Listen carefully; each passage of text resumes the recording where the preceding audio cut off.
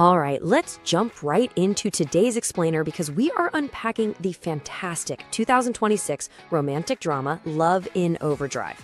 Now, if you've seen this film, or honestly, even if you've just heard the buzz online, you know it's a total emotional roller coaster. It starts out giving us these genuinely laugh out loud moments, but then it rapidly shifts gears into something with deep, deep emotional resonance. We're not just going to sit here and recap the plot today, we're actually diving straight into the psychology of these characters, using the movie as a mirror to look at that incredibly fine line between genuinely caring for someone and completely caging them. And that brings us to a really central real-world dilemma. Can you love someone so much that you accidentally push them away? It's a heavy question, isn't it? But it's absolutely crucial because it connects the movie's core conflict right back to relationship experiences that so many of us have faced in our own lives. As you'll see, we're going to look at how pure, loving intentions can sometimes morph into an absolute nightmare for the person on the receiving end.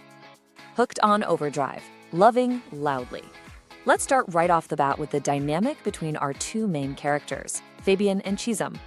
Fabian is a guy who, well, as his sister Bisa perfectly describes him, he loves loudly. He literally treats his girlfriend's everyday life as if it's some high-stakes Black Ops mission. When they're together, his attention is completely undivided, but almost to a fault, you know? If they're just out on a casual date, he's obsessing over the exact temperature of the room, whether someone in traffic looked at her funny, making sure she's constantly hydrated. It's kind of sweet at first, but it totally sets the stage for a massive escalation.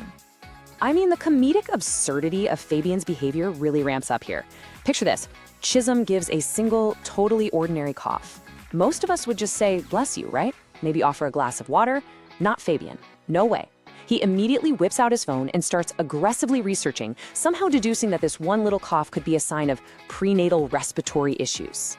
He is literally ready to call an ambulance over a throat tickle. It's hilarious on screen, for sure, but it perfectly highlights the frantic, over-the-top nature of his affection. When care becomes control, the pregnancy crisis.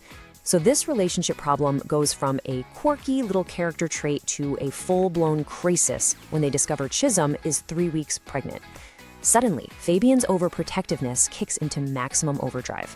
The stakes, at least in his mind, have just skyrocketed. This isn't just his girlfriend anymore. This is his pregnant partner. And the shift in his behavior is immediate, intense, and deeply problematic. Think about the massive gap here between Fabian's intent and Chisholm's actual experience.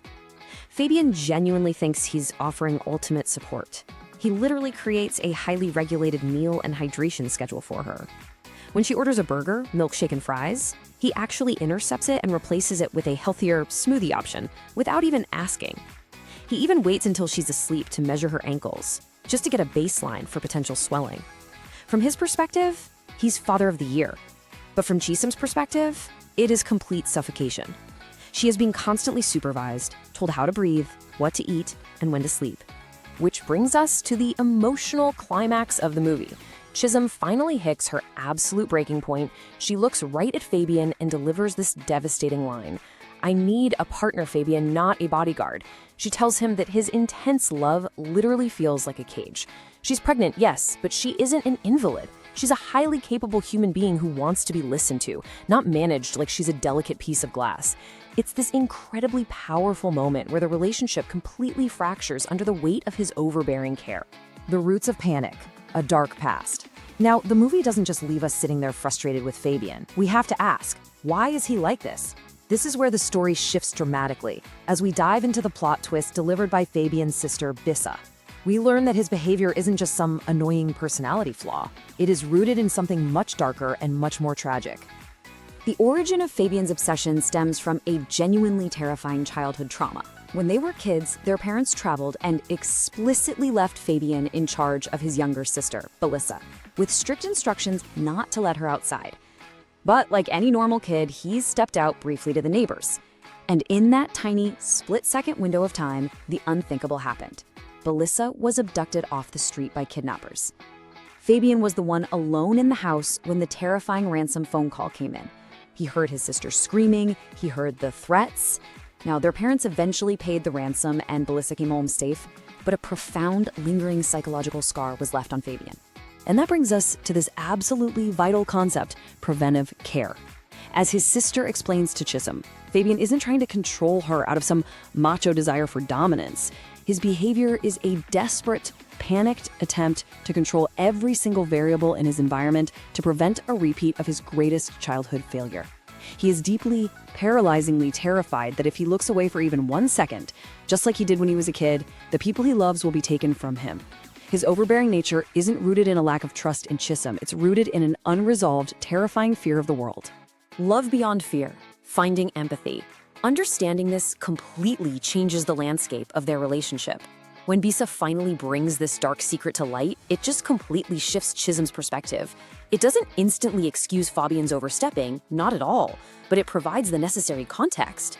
It finally opens the door for genuine empathy, understanding, and ultimately healing. We see this in Fabian's brilliant breakthrough realization. He finally drops his guard and admits, "I was trying to protect her, but I was panicking." His sister hits the nail on the head when she tells him he was wrapping his trauma-induced panic in the guise of care just to make it look presentable. He learns the incredibly hard way that true partnership requires actually listening to your partner's needs, not just aggressively projecting your own fears onto them. Lessons for real-life practical takeaways. Okay, so how do we apply this? Let's ground the dramatic arc of this film in reality by extracting some really valuable relationship takeaways for all of us. Because while we might not be measuring our partner's ankles in their sleep, at least I hope not, many of us absolutely struggle with balancing care and control. We can draw some incredible real-world lessons from Fabian and Chisholm's story. We see so clearly that unresolved trauma often disguises itself as overprotectiveness. When we haven't dealt with our past, we just tend to project it onto our present. We also learn that true partnership requires listening, not just managing. Your partner is an equal, not a project to be supervised.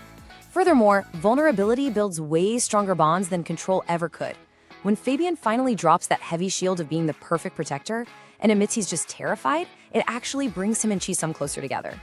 Ultimately, love should empower, not suffocate.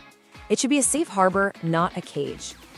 So, I want to leave you with this thought to ponder as we wrap up today's explainer. Look inward at your own relationships and ask yourself, are you truly protecting the ones you love, or are you just trying to control your own fear? It's a tough question, but as Love in Overdrive shows us, answering it honestly might just be the absolute key to a truly healthy, lasting partnership. Thanks so much for joining me in on this deep dive, and keep seeking those vital connections.